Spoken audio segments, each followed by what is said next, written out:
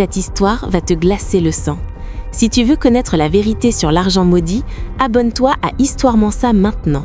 Tu ne verras plus jamais l'argent facile de la même manière. Marc avait 23 ans.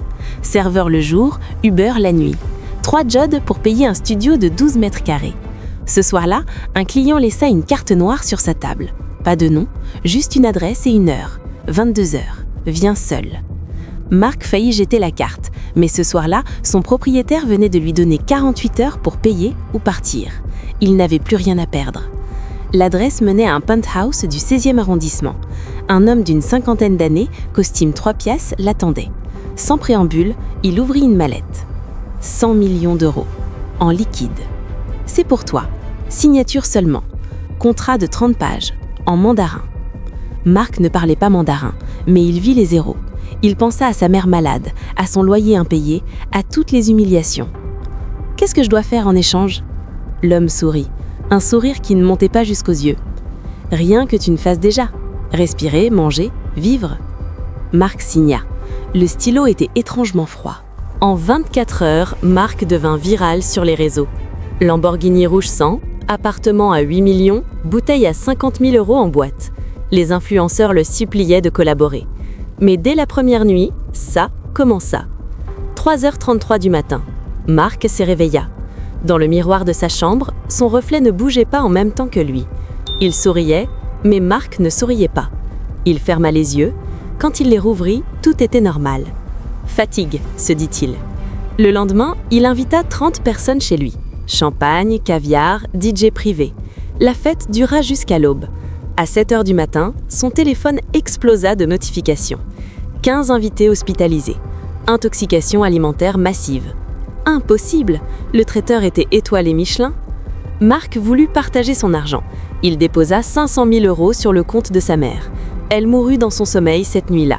Crise cardiaque. 52 ans. Aucun antécédent. Marc comprit. Il ouvrit le contrat avec Google Translate. Page 27, article 14, clause cachée. L'argent ne peut circuler. Toute dépense extérieure sera compensée par une vie. Toute générosité sera punie par le sang. Il tenta de rendre l'argent. Impossible de retrouver l'homme. L'adresse n'existait plus. Le penthouse ? En travaux depuis 15 ans, selon le gardien. Marc arrêta de dépenser. Mais l'argent voulait être utilisé. Les billets se déplaçaient seuls dans sa maison. Ils apparaissaient dans ses poches, dans son frigo, sous son oreiller. Une nuit, il brûla 10 millions dans sa cheminée. Les flammes devinrent noires. L'argent se reconstitua, intact, sur son lit. « Tu as signé. Maintenant, tu paies. » Les mots étaient écrits avec les cendres, sur son miroir. Marc ne dormait plus. Chaque fois qu'il fermait les yeux, il voyait tous ceux qui étaient morts depuis qu'il avait signé. Sa mère, son meilleur ami, accident de voiture en sortant de chez lui. La serveuse du restaurant où il avait laissé un pourboire de 10 000 euros, suicide le lendemain. 15 invités de sa fête. Le gardien de son immeuble, AVC après que Marc lui ait donné 1 000 euros pour Noël. 23 morts en 72 heures. Au bord du gouffre, Marc se rendit dans une église. Un vieux prêtre le reçut. « Père, j'ai vendu mon âme sans le savoir. » Le prêtre examina le contrat. Son visage devint livide. « Mon fils, ce n'est pas ton âme que tu as vendue. C'est pire, tu es devenu un passeur. » « Un passeur ? L'argent maudit doit changer de main tous les 7 jours. Si tu ne trouves pas quelqu'un d'autre pour signer avant vendredi minuit, tu prends la place de tous ceux qui sont morts à cause de toi. Leur mort devient la tienne. 23 morts, tu mourras 23 fois avant de vraiment mourir. » Marc sentit son sang se glacer. « Et si je trouve quelqu'un ? » Le cycle continue. L'argent continue. Le mal continue. Marc avait 48 heures pour décider. Sauver sa peau en condamnant quelqu'un d'autre ou accepter son destin. Marc pensa à tous ceux qui, comme lui, étaient désespérés. Combien seraient tentés ? Combien signeraient sans lire ? Il prit sa décision. Vendredi 23h55, Marc n'avait trouvé personne. Il était seul dans son appartement à 8 millions, entouré de 100 millions qu'il ne pouvait pas toucher. 23h58. Son téléphone sonna. Un numéro inconnu. « Monsieur Mark, j'ai une proposition qui va vous intéresser. La voix. C'était la même voix que l'homme du penthouse. Non. Mark raccrocha. 23h59. Les murs commencèrent à trembler. Les billets s'envolèrent comme des corbeaux. Le miroir se fissura. Sa peau brûlait. Minuit. Mark ouvrit les yeux. Il était dans son studio de 12 mètres carrés. Son réveil affichait 6h30. Son téléphone vibra. Rappel, loyer dû dans 48 heures.